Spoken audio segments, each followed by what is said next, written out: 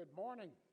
It is my great honor and privilege as the NAE Chair to welcome all of you to the National Academy of Engineering annual meeting and the induction of the class of 2023. For many of the new members, this is your first introduction to the Academy. Election to the NAE is a high honor, and I trust that you will take great satisfaction in being so recognized by your peers.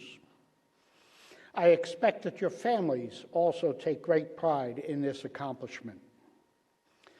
But while the NAE selects its new members based on an exhaustive search and evaluation process, it is much more than just an honorific society.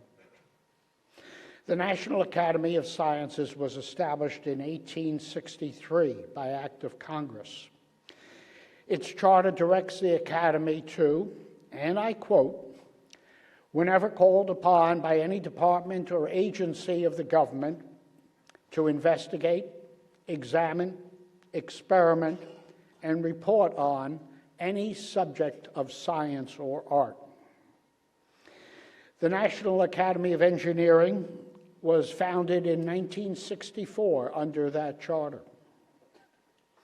Now, I will let John Anderson describe the operating structure of the National Academies of Sciences, Engineering, and Medicine, but I will note that our role as an advisor to the nation on technical matters has been a core responsibility for over 150 years.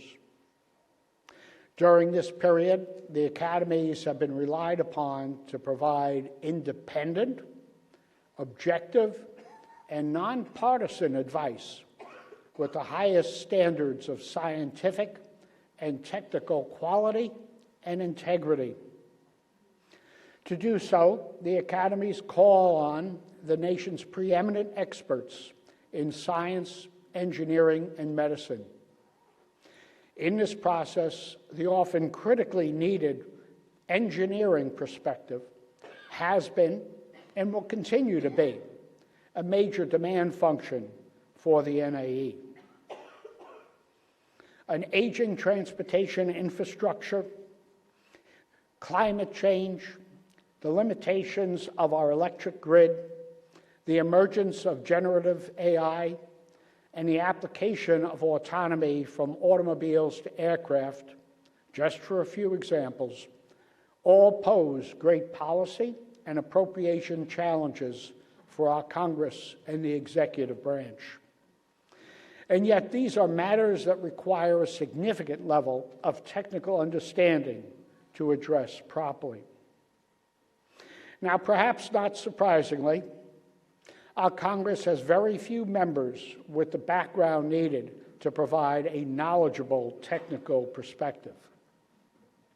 The clerk of the House of Representatives recently released a list of the 18 members in the 118th Congress that are deemed to be engineers. By the way, that is 18 out of 435 members, or roughly 4%. Unfortunately, the number of members identified by the clerk as engineers that can be expected to be both current and expert in their field is quite a bit smaller. With a few notable exceptions, most had very limited experience as engineering practitioners before they entered politics. Now, while the Senate has not issued a list of their engineers, an examination of the Senate's current membership suggests a similar situation, with just a few members having a basic engineering education, but with limited experience as practitioners. The net of this situation is that our Congress is dependent upon the advice that they receive in reports and in testimony before the various committees. Now, unfortunately, while there are many individuals, organizations, and corporations willing to offer their opinions, such advice is often tainted by political and financial implications of the legislation under consideration. What is badly needed is expert, apolitical advice, free of any factual or perceived conflicts of interest. The National Academies is one of a very few organizations that are able to provide such advice. We can bring to bear the engineering leadership of the United States, and we have the policies and procedures needed to ensure that our advice is free from political or financial taint. Our reputation for doing so is one of our most important assets and must be protected vigorously. A challenge in these fractious times, particularly as we approach next year's federal election. Our publicly stated opinions and positions need to be limited to those based on technical assessments in accordance with our long-established processes. To accomplish these objectives, we need more members to participate on the many National Research Council committees, boards, and NAE programs. For those of you who have served, I would like to thank you and ask that you continue to do so, perhaps at even greater levels of involvement.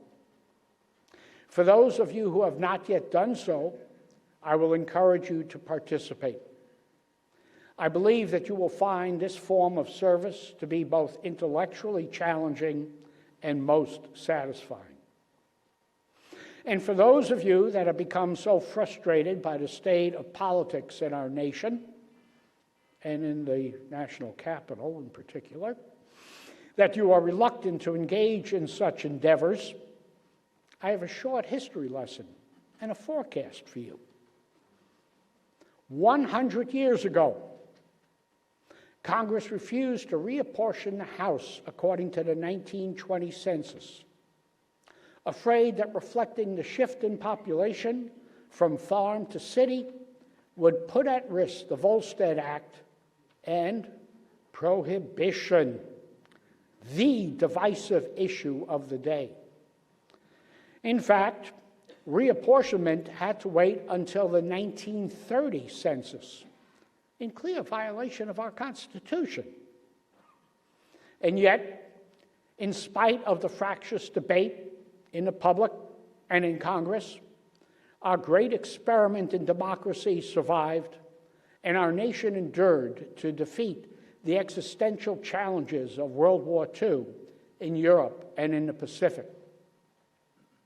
I will offer my prediction that we, too, will surmount our current challenges and help provide the leadership that the world has come to expect from the United States.